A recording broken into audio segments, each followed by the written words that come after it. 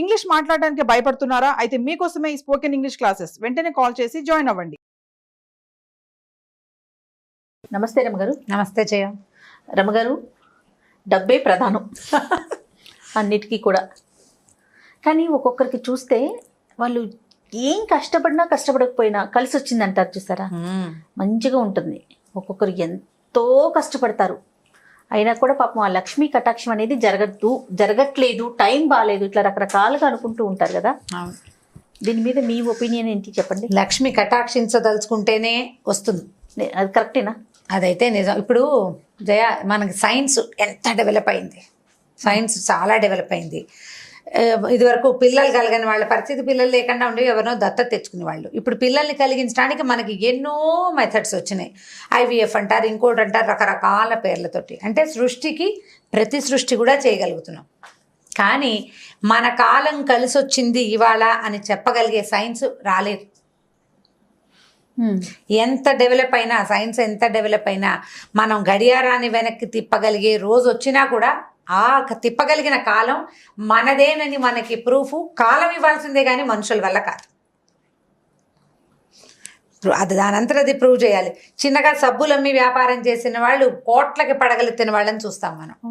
మామూలుగా చిన్న ఒకపడి వ్యాపారంతో తోటి తరాల వెంబడి కూర్చుని తినేంత సంపాదించిన మహానుభావులను ఎంతమందినో చూసాం. చిన్న వ్యాపారం నుంచి బాగా కోట్లకు పడగలెత్తిన వాళ్ళు కనిపిస్తారు. అలాగే కోట్ల ఆస్తులున్న వాళ్ళు పాపర్లు అయిపోయి, ఎందుకు పనికి రాకుండా దౌర్భాగ్యులైపోయి, కుటుంబాల్లో పిల్లలు పాడైపోయి క్రమంగా 1000 ఎకరాల నుంచి 100లోకి, తర్వాత 10లోకి, తర్వాత 0లోకి వచ్చిన వాళ్ళు కూడా కనపడతారు. ఇప్పుడు వీళ్ళు పెరగడానికి, వాళ్ళు తగ్గిపోవడానికి కారణం ఏమిటి? డబ్బే కదా, లక్ష్మీ కటాక్షం. ఆ లక్ష్మి ఎప్పుడు ఎవరిని ఏ రకంగా కటాక్షిస్తుందో, ఆ వచ్చిన కటాక్షాన్ని మనం తెలుసుకోగలుగుతామా లేదా అనేది కూడా చాలా డిపెండ్సే అది. అందుకని ఏం చేయాలి? సానుకూల దృక్పథంతో పోవాలి, పాజిటివ్గా వెళ్ళాలి. కోట్లు వచ్చేయాలని కోరుకోవద్దు. ఎంత ట్రై చేసినా నాకేమి రాదేమో అని దిగులు చెందద్దు. మన పని మనం చేసుకుంటూ పోవాలి. పోతే ఎప్పటికో ఒకప్పటికి మన కాలం కలిసి రావచ్చు. అయితే లక్ష్మీ కటాక్ష కథలు బోల్డ్ అని ఉన్నాయి, మంచి మంచి సినిమాలు కూడా ఉన్నాయి జయ లక్ష్మీ కటాక్షం మీద. మన కథా సరిత్సాగరంలోనే నాకు గుర్తుండి ఒక కథ, ఒక రాజుగారి కథ చెప్తారు, బాగుంటుంది. కథా సరిత్సాగరం అంటే గుణాఢ్యుడు అని ఒక రచయిత, చాలా గొప్పవారు. ఆయన పైశాచి భాషలో రాశారట బృహత్ కథ. పైశాచి భాష అంటే మామూలు భాష కాదులేండి. సంస్కృతంలో ప్రాకృతం అని, పైశాచి అని ఉన్నాయి, రకరకాల భాషలు, పాతకాలం. మీకు అర్థమయ్యేది కాదు, నేను మీకు చెప్పగలిగేది కాదు. గుణాఢ్యుడి బృహత్ కథని సోమదేవ సూరి అని ఆయన సంస్కృతంలో కరించారు, దాన్ని సాంస్క్రిట్లోకి చేశారు. మనకి తెలుగులో వేదం వెంకటరాయ శాస్త్రి గారిని మహామహోపాధ్యాయ ఒక గురుగారు ఉన్నారు, వారు కథా సరిసాగరం పేరుతోటి దాన్ని అనువదించారు. ఇంకా చాలా అనువాదాలున్నాయి. నేను ఈ అనువాదాన్ని తరచుగా ఫాలో అవుతా. ఇదివరకు మనం చెప్పిన ఒక కథ మీద ఒక వ్యూవర్ కామెంట్ చేశారు, ఇవన్నీ పిచ్చి పిచ్చి కథలు, బృహత్ కథలో ఇవి లేవని. బృహత్ కథలో రకరకాల కథలు ఉన్నాయి. పవిత్రమైన, అత్యద్భుతంగా మనం భావించే కథలతో పాటు ఇదేమిటి ఇలా జరుగుతుందా అని ఊహించే విచిత్రమైన కథలు కూడా ఉంటాయి. బృహత్ కథలు, కాశీ మజిలీ కథలు మన కాలం నాటివి కాదు. ఇవాళ మనం ధర్మం, ఇదే ధర్మం అని భావించిన కథలు ఒకప్పుడు ధర్మంగా ఉండకపోయి ఉండొచ్చు. ఆ కాలం నాడు ఏమేమిటి, ఎలాంటివి ఉన్నాయో అవన్నీ ఈ కథల్లో కనపడతాయి. ఈ కథా సరిసాగరంలో ఎన్ని రకాల కథలో ఉన్నాయి. అందులో కొన్ని మనకి చాలా సానుకూలంగా, మనకి లైఫ్కి దగ్గరగా అనిపించేవి కొన్ని ఉంటాయి. ఇలా ఎక్కడైనా ఉంటుందా అని మనకి విచిత్రంగా అనిపించే అద్భుత కథలు కూడా ఉన్నాయి. అవి ఇవి కూడా మనం ఏది మనకి చాలా కరెక్ట్గా అనిపిస్తుందో అదే పాత పెద్దవాళ్ళు చెప్పారని మనకు విపరీతంగా అనిపించిన కథ నేను కల్పించానో మధ్యలో ఎవరో కల్పించారనో మీరు భావించద్దు. కుదిరితే వేదం వెంకటరాయ శాస్త్రి గారు రాసిన, నేను ఆవిడ కామెంట్కి నేను మొన్న సమాధానం కూడా పెట్టాను, అది నేను చాలా డిస్టర్బ్ అయ్యాను.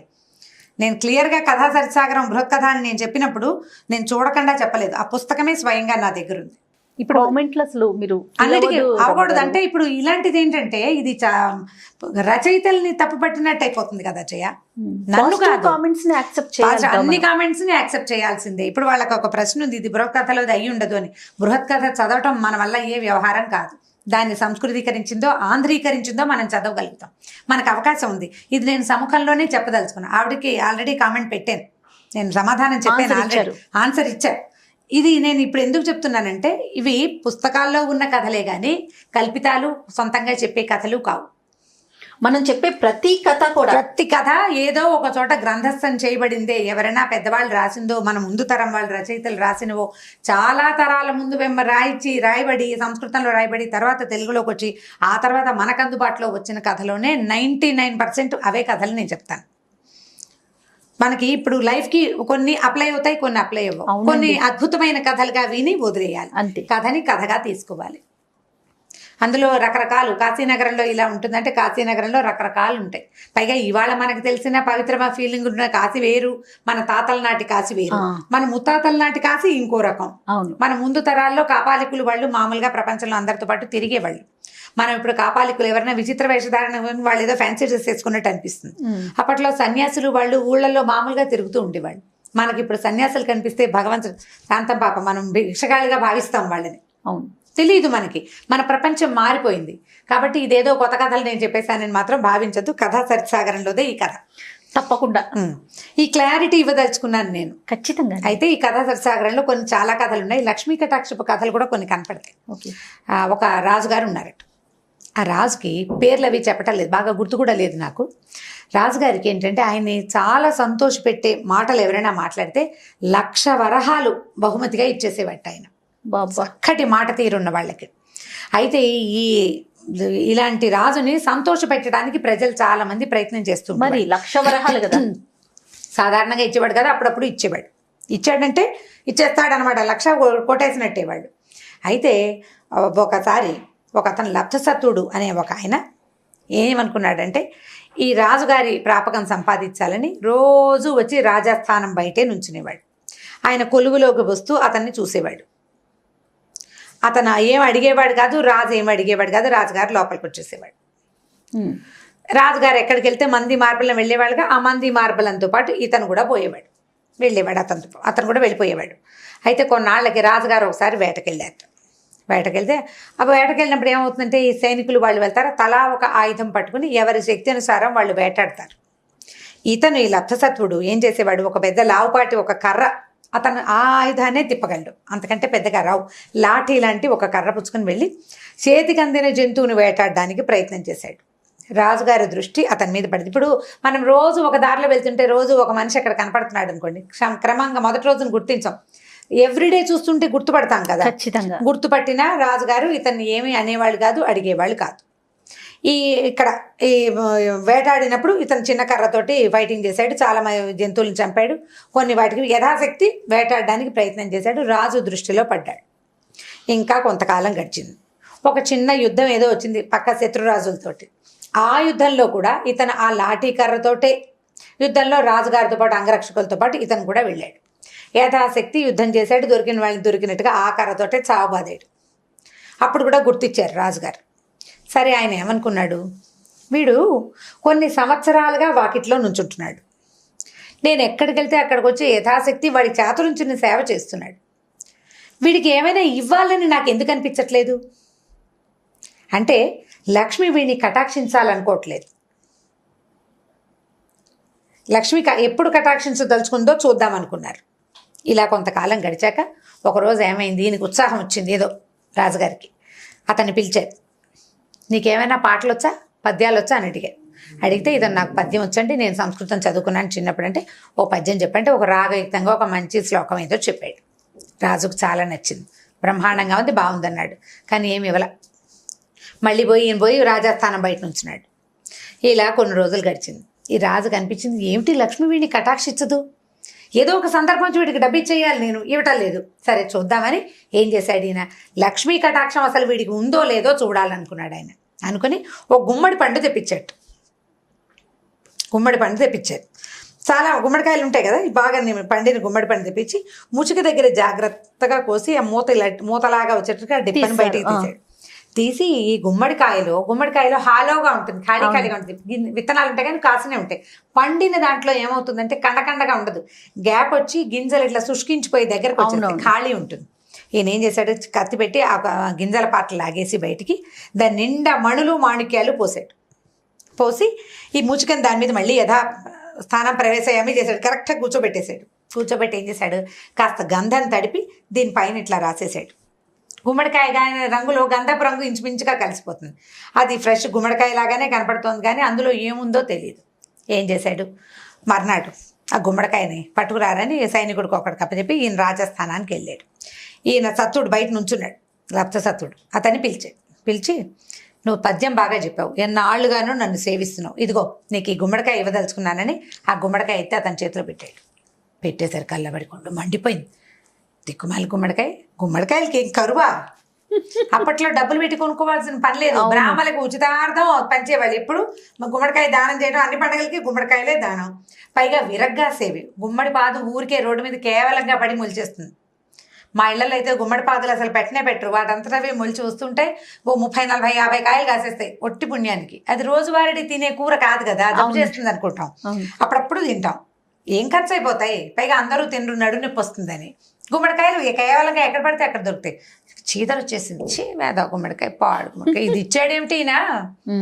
ఇన్నాళ్ళ నుంచి కనిపెట్టుకుంటే 1,00,000 వరహాలు కాకపోతే కనీసం 100 వరహాలు ఇవ్వలేకపోయాడా, ఈయనకి చేతులు రాలేదు, ఇదేమిట్రా అనుకున్నాడు. ఈ సభికులంతా రాజు ఇలా గుమ్మడికాయతో సరిపెట్టాడు ఏంటబ్బా అనుకున్నారు. మామూలుగా బాగా నచ్చితే 1,00,000 ఇచ్చేస్తాడు, 1,00,000 కాకపోతే 1000 కాకపోతే 100, అది కూడా కాకుండా ఏమిటి చిన్న గుమ్మడికాయతో సరిపెట్టాడు, ఒక వరహా కూడా చేయదే ఇది అనుకున్నారు. చేతిలో పెట్టాడు, సరే పుచ్చుకెళ్ళాడు బయటికి. ఈ కాయను ఎక్కడైనా పడేద్దాం అనిపించేస్తుంది అతనికి. ఎందుకు దిక్కుమాలి గుమ్మడికాయ వచ్చేస్తుంది, ఇరిటేషన్ వస్తుంది లోపల. వస్తుంటే ఏమైంది, ఎదురుకుంటా వెళ్ళేసరికల్లా ఒక బౌద్ధ భిక్షువు ఎదురొచ్చాడు. ఆ బౌద్ధ భిక్షువు ఎవరంటే రాజుని దర్శించడానికి వస్తుంటే ఆయన ఒట్టి చేతులతో వస్తున్నాడు. ఈ చేతిలో ఉన్న గుమ్మడికాయని చూసి, పోయి గుమ్మడికాయని ఇవ్వగలవా, నాకు కావాలంటే ఈ దుప్పటి నీకు ఇస్తానని చెప్పాడు. ఆయన భుజం మీద ఒక దుప్పటి ఉంది, పల్సటిదే కానీ దుప్పటి ఉంది. ఈయన ఏమనుకున్నాడు, ఈ బూడిద గుమ్మడికాయ పట్టి, ఈ గుమ్మడికాయ బూడిది కాదులే పాపం, తెల్ల గుమ్మడికాయ, ఏమన్నా పచ్చ గుమ్మడే, ఇది వండుకుని ఒక పూట కూర, దుప్పటి కొనాలంటే 3-4 పూటల కూరలు పెడితే కానీ దుప్పటి రాదని ఈ గుమ్మడి పండు ఎత్తి ఆయన చేతిలో పెట్టి ఈ దుప్పటి తీసుకున్నాడు. దుప్పటి పుచ్చుకుని వెళ్ళిపోయాడు. మన బౌద్ధ భిక్షువు ఈ పండు పుచ్చుకుని రాజస్థానం లోపలికి వెళ్ళాడు. ఈ పండు ఎక్కడిది నీకు అని అడిగాడు రాజుగారు. ఇప్పుడే సత్తుడు ఇచ్చాడు, లప్సత్తుడు ఇచ్చాడు అని చెప్పాడు. లప్సత్తుడు కదా అతని పేరు. చేసరికి అయ్యో వీడికి కటాక్షం కలగలేదు, లక్ష్మీ కటాక్షం, చేతిలో మణిమాణిక్యాలు పెట్టినా ఇచ్చేశాడే. సరే రాజుగారి చేతిలో పెట్టాడు ఈ బౌద్ధ భిక్షువు. ఈయన గుమ్మడి పండు తీసి పక్కన పెట్టుకున్నాడు. దీన్ని గుర్తుగా పెట్టండి రా అని చెప్పాడు. సరే మర్నాడు ఒకరోజు గడిపోయింది. నెక్స్ట్ డే మళ్ళీ రాజుగారు అదే గుమ్మడి పండుని పుచ్చుకొచ్చాడు. వాకిట్లో నుంచున్నాడు లప్తసత్వుడు. అతను చూడగానే ఏమోయ్ రా, నీకు గుమ్మడి పండు ఇవ్వాలనుకుంటున్నాను అని మళ్ళీ ఆ గుమ్మడి పండు ఎత్తి లోపల చేతులు పెట్టాడు. ఫుల్ మండిపోతుంది తిరిగి, ఏం చేయాలో తెలియటం లేదు. సరే ఏం చేశాడు, అది పుచ్చుకొని బయటికి రాజు ఇచ్చాడు, తీసుకోవాలి. మరి ఇప్పుడు ఇచ్చినప్పుడు తప్పదు కదా, ఇచ్చినప్పుడు తప్పదు. ఏది బయటకు వస్తుండే సార్ కదా, ఏమనుకున్నాడు, నిన్నట్లాగానే దీన్ని ఎవరికైనా మారకం వేసేయాలనుకున్నాడు. ఒక రత్నశ్రేష్ఠి అని ఒక శ్రేష్ఠి ఎదురుపడ్డాడు. రాజుగారికి గుమ్మడికాయ కూర పులుసు అంటే ఇష్టం, ఆయన ఇష్టంగా తింటాడు. పచ్చగా నవనవలాడుతుంది, బాగుంది పండు, బ్రాహ్మడికి ఎక్కడో దానం దొరుకుంటుంది అని చెప్పి ఆయన ఏమన్నాడు, ఏమయ్యా ఇది నాకు ఇస్తావా అని అడిగాడు. అడిగేసరికల్లా ఆ ఇస్తాను ఏదో ఒకటి ఇచ్చి తీసుకోండి అన్నాడు. ఈయన ఏం చేశాడు, ఒక చక్కటి పట్టు ఉత్తరీయాన్ని ఇచ్చాడు. ఉత్తరీయం అంటే పైన వేసుకుని పై పంచని చేతిలో పెట్టి ఆ గుమ్మడి పండు తీసుకున్నాడు. ఆ గుమ్మడి పండు పుచ్చుకొని రాజుగారి దగ్గరికి వెళ్ళాడు శ్రేష్ఠి. వెళ్ళేసరికల్లా ఈయనకు అర్థమైపోయింది, ఇది నువ్వు సత్తుడి దగ్గర తీసుకున్నావు కదా అన్నాడు. అవునన్నాడు ఆయన. మళ్ళీ గుమ్మడి పండు తీసి పక్కన పెట్టుకున్నాడు. వీడికి లక్ష్మీ కటాక్షం వచ్చేలాగా లేదు, సరే 3వ ప్రయత్నం చేద్దాం అని అనుకుని 3వ రోజున ఏం చేశాడు, మళ్ళీ గుమ్మడి పండు పట్టుకొచ్చాడు. 3వ ఇచ్చేసరికి సభికులందరూ ఆశ్చర్యపోయారు, ఏమిటి రాజుగారు రోజు ఒక 10 గుమ్మడి పండు ఇచ్చే బదులు 3 బదులు 30 వరహాలు ఇచ్చినా బతికి బాగుపడిపోయేవాడే బ్రాహ్మడు, ఇలా గుమ్మడి పళ్ళు ఇస్తున్నాడు. ఎవరికి నచ్చలా రాజు చేస్తున్న పని. అసలు బాగా మాట్లాడితే చాలా 1,00,000 ఇచ్చేస్తాడు తేరగా, అలాంటిది పాపం ఇంత సేవ చేసాను వాడికి ఏమీ ఇవ్వట్లేదు, ఇదేంట్రా అనిపించింది. సరే పండు చేతిలో పెట్టేసరికి వీడికి ఆయనకి విసిరేసేద్దాం, ఎమ్మేసేద్దాం, చాలా రకరకాల భావాలు కలుగుతున్నాయి లోపల. నడుచుకుంటూ పోయాడు. ఏమైందంటే ఒక రాజనర్తకి కనపడింది. ఆవిడేమనుకుందంటే ఆ రోజు రాజుగారు వాళ్ళ ఇంటికి సాయంకాలం నాట్యం చూడడానికి వస్తాడు, అందుకని ఆయన ఆహ్వానించడానికి వస్తుంది ఆవిడ మేళంతో సహా.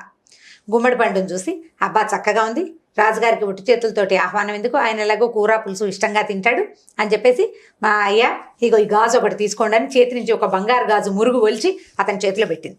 బ్రాహ్మడు కదా, మురుగిచ్చి ఆ కాయ తీసుకుంది. ఆ కాయ పట్టుకుని రాజుగారి దగ్గరికి వచ్చింది. వచ్చేసరికి ఆయనకు దూరం నుంచి అర్థమైపోయింది తను ఇచ్చిన పండే వెనక్కి వచ్చేస్తుందని. ఎంత ఇవ్వదలుచుకున్నా లక్ష్మి తన దగ్గర ఉండనంటోంది. ఇన్ని మణిమాణిక్యాలు పోసిస్తే, మణిమాణిక్యాలు పోసి ఇచ్చినప్పుడు తీసుకుంటే ఎందుకు ఉంచుకోలేకపోతున్నాడు, కనీసం ఇంటికి వెళ్ళి తరిగి చూసుకుందామన్న ఇంగితం కూడా పట్టలేదే వీడు. కూర వండుకుందాం, మనమే వండుకుందాం, అమ్మేయటం ఎందుకు ఇచ్చేయటం ఎందుకు అనుకోవటం లేదే. ఒకటికి ఎన్నిసార్లు ఇస్తున్నారు కదా రాజుగారు, ఇందులో ఏదైనా మర్మం ఉందేమో అని ఆలోచన కూడా లేదని ఆ పండు రాజస్థానంలోనే వదిలిపెట్టి పోయాడు. 4వ రోజు పొద్దున రాజుగారు మళ్ళీ వచ్చాడు. వాళ్ళ ఈ లబ్ధసత్వుడు మంచి ఉత్సాహంగా ఉన్నాడు. ఎందుకంటే మన బౌద్ధ భిక్షు ఒక దుప్పటి ఇచ్చాడు కదా పల్చటిది, దాన్ని పంచలాగా కట్టుకున్నాడు. మా శ్రేష్ఠి గారేమో ఒక ఉత్తరీయం ఇచ్చాడు, దాన్ని చక్కగా పైన వేసుకున్నాడు. నర్తకి ఒక బంగారు మురిగిచ్చింది, దాన్ని చక్కగా మెరుగుపెట్టి చేతికి వేసుకున్నాడు. నగలతో చక్కగా దగదగలాడుతూ బాగా కళగా కనపడుతున్నాడు. ఏమోయ్ మంచి కళకళలాడతాం, గుమ్మడి పండు తీసుకుంది కానీ రా అన్నాడు. అనేసరికల్లా ఈసారి ఏమనుకున్నాడు, 3 వస్తువులు వచ్చినాయి, ఏదైనా పెద్ద మార్గం వచ్చినప్పుడే ఈ గుమ్మడి పండుని మార్చాలనుకున్నాడు. ఊరి పిచ్చోడు. అయ్యో. ఈ గుమ్మడి పండుని రాజుగారు అతని చేతిలో పెట్టేసరికల్లా మంచి మార్గం గురించి ఆలోచిస్తున్నాడు కదా, కొద్దిగా ఉత్సాహం వచ్చింది అతనికి. దుప్పటి ఖరీదు, కొనుక్కోలేడు, వస్తువు వచ్చింది. ఉత్తరీయం పట్టుది, అది ఇంకా ఖరీదు. బంగారు మురుగు వీటికంటే ఖరీదు. 4వసారి రాజు ఇచ్చిన ఈ దిక్కుమాల గుమ్మడికాయ అయినప్పటికీ, కేవలమైన గుమ్మడికాయ అయినా పెద్ద మారకం వస్తుంది. ఈసారి ఏ వస్తువుకి దీన్ని మారుద్దామా అన్న ఉత్సాహంతో ఈ పట్టుకుంటున్న వస్తువుని చటుక్కున జారు విడవంగానే తొడిమి కాస్త ఊడిపోయి మొత్తం మణిమాణిక్యాలన్నీ దొరిలేసినాయి కిందకి. అప్పటిదాకా ఈ రాజు అంతసేపు వాడు వద్దురా దేవుడా అని ఏడుస్తుంటే ఆ గుమ్మడికాయ వేస్తున్నాడు. సభికులందరూ చీదరించుకున్నారు రాజుని. ఇంకా 4వసారి విరక్తి పుట్టింది జనాలకి. ఈయన ఇవ్వకపోతే మనమైనా ఇద్దామనిపించింది. ఎప్పుడైతే ఇది పడి బయటకు వచ్చిందో హౌరా అని ఆశ్చర్యపోయారు. 4 రోజుల నుంచి వీడి చేతిలోకి వెళ్ళిన లక్ష్మి 3 రోజుల నుంచి తిరిగి వచ్చేస్తోంది వెనక్కి. నీకు పాత్రత లేదు, లక్ష్మిని అరిగించుకోగలిగే శక్తి లేదు, అందుకే వీడు వెలగాదని వచ్చేస్తోంది. 4వసారి అతను తీసుకోగలిగాడు. ఈ పడేసరికల్లా అతను ఉత్సాహం పట్టలేకపోయాడు. ఆ వస్తువులు అవన్నీ చూసేసరికి రాజు అన్నాడు, లక్ష్మి నీ నుంచి ఇన్ని సంవత్సరాలు దూరంగా ఉంది, నీ చేతిలోకి వచ్చినా నువ్వు దాన్ని చూసుకోలేకపోయావు. కటాక్షం అమ్మవారు ఎప్పుడు కటాక్షిస్తుందంటే ఆ టైం వచ్చినప్పుడే నీ చేతిలోకి వచ్చి కూడా పోతుంది. నీ ఎదురుగుండా ఉన్న బంగారు పాతును కూడా నువ్వు గ్రహించలేకపోతావు. నీ దగ్గరకు వచ్చిన అవకాశాలు కూడా నువ్వు కాలదనుకుంటావు. నీ అంతటి నువ్వే, దానికి ఎవరు కారణం కాదు. ఇప్పుడు నువ్వు రాజుని తిట్టలేవు, సభికులను తిట్టలేవు, ఎదురొచ్చిన నర్తకిని తిట్టలేవు, నీ దగ్గర లేదు. అది నిలబెట్టుకునే గుణం, అవకాశం నీ దగ్గర భగవంతుడు నీకు పెట్టలేదు, ప్లాన్లో లేదు. అది ఎప్పుడు ప్లాన్ కరెక్ట్గా వస్తుంది, నీకు పాత్రత లభించినప్పుడే ఈ లక్ష్మీ కటాక్షం వస్తుంది. రాజుగారు చాలా సంతోషం, ఆయన తీసుకెళ్ళు అని చెప్పి ఆ మణిమాణిక్యాలన్నీ ఏరుకుని ఈ లబ్ధసత్వుడు ఈ మొత్తం మణులన్నీ ఏరుకుని ఆ గుమ్మడికాయ పట్టుకుని ప్రభువుకి చాలా సంతోషంగా అప్పటిదాకా తిట్టుకున్నందుకు రాజుకి క్షమాపణలు చెప్పి ఆ వస్తువులు పుచ్చుకొని వెళ్ళిపో. లక్ష్మి ఈ రకంగా కటాక్షిస్తుంది. అలాగని పని చేయటం మానేయకూడదు. ఇప్పుడు లబ్ధసత్వుడు చూడండి, మొదటి రోజున గుమ్మడికాయ తెచ్చి దిక్మాల రాజు నేను మానేలా మళ్ళీ వచ్చాడు. 2వ రోజు తీసుకున్నాడు, మళ్ళీ వచ్చాడు. 3వ రోజు మళ్ళీ వచ్చాడు. 4వ రోజు కూడా మళ్ళీ రావటం వల్లే అతన్ని కటాక్షించింది. కాబట్టి ఎప్పుడూ మన వంతు ప్రయత్నం మనం చేయాలి, చేస్తేనే మనకి సక్సెస్ మన దగ్గరకు వస్తుంది. లక్ష్మి అంటే డబ్బే కాదు, all the time success, development, flourishing మనం జీవితంలో ముందుకెళ్తాం. అవన్నీ కూడా మనం పాజిటివ్గా ముందుకు వెళ్తుంటేనే మన దగ్గరకు వస్తాయి. ఈ ఆస్పెక్ట్లో కథ చెప్పి ఇలా పిల్లల్ని ముందుకు తీసుకెళ్ళండి. సూపర్, చాలా బాగుంది రమ్మగారు. నాకైతే చాలా బాగా నచ్చింది స్టోరీ. మంచి కథలో ఎంత మంచి ఇది ఉంది, బ్యాక్గ్రౌండ్ చాలా అద్భుతంగా ఉంది కదా. చాలా బాగుంది, పిల్లలకి చెప్తానికి బాగుంటుంది, మనం తెలుసుకోవడానికి అద్భుతంగా ఉంది. రైట్ రమ్మగారు, ఇంకొక స్టోరీతో మళ్ళీ కలుద్దాం. తప్పకుండా చేయాలి.